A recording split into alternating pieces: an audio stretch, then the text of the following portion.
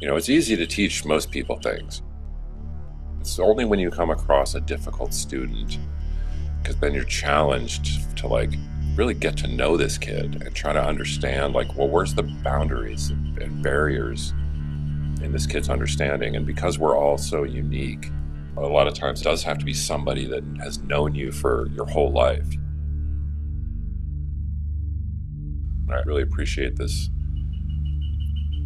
idea of the shamanic person in your community who understands reality to the deepest level that is possible, so that when your community does produce a tough student, that there's somebody around who's known them since their childhood who can help them.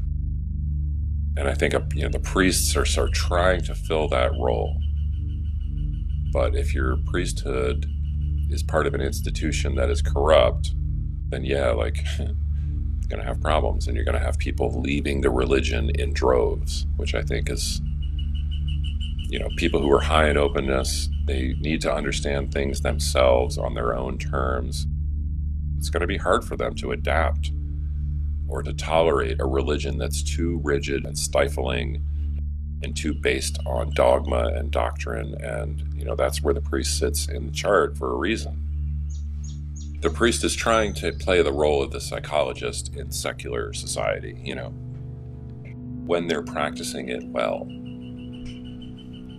A priest needs to understand these things on the deepest possible level in order to be helpful to the most difficult students. And if your priesthood is corrupt, or they're just really on the surface of the religion, they're not really digging deep into these more difficult thought experiments or whatever. That's kind of a stereotype in Catholic school, It's like a stereotype that if you ask too many questions, they want to hit you with the ruler.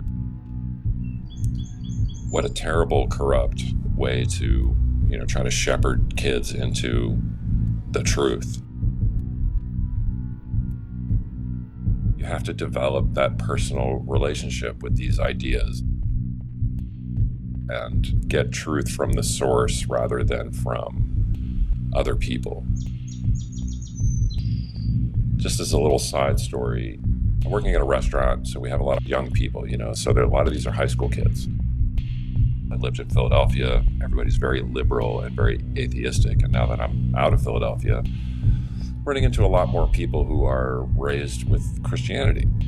And I look at the spectrum of all these younger kids, there's a stark difference in the kids who were raised with Christianity.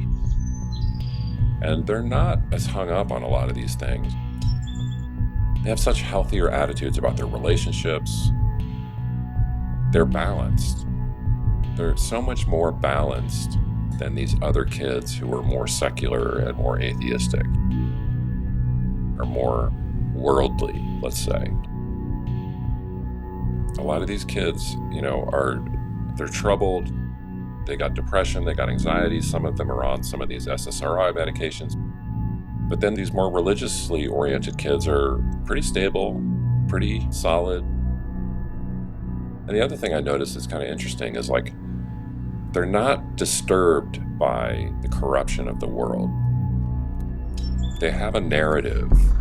They have a healthy understanding of, I think, the corruption of the world that's not paralyzing. I think if you're an atheistic type and you wake up to corruption of the world, which was something I went through as a kid, when you wake up to the corruption of the world, if you don't have a proper narrative to understand it in the context of what it is, it can be debilitating. It can cause you to veer into nihilism, because if the world is that corrupt, why is life worth living? It kind of leads you into all these dark corners of belief. But if you have a narrative that kind of says, look, human beings are imperfect and incomplete, and we have this original sin. The way I sort of interpret original sin is we've inherited the corruption of our ancestors in every way possible.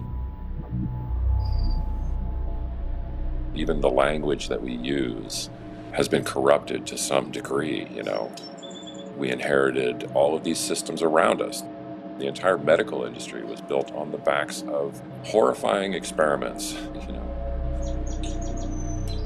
There's a certain horror to humanity that I think if you don't have the right narrative structure to put it in its proper place, then, like, it's going to disturb you. And I think that's the thing I've noticed in the religious kids, that they have a really balanced and healthy perspective on the corruption of the world that doesn't paralyze them and doesn't make them live in fear.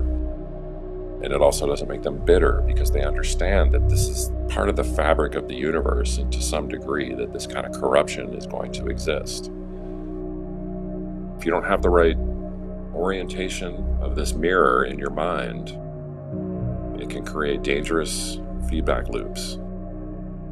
There is a way. The way. I do see it as like the Holy Spirit being oriented towards the light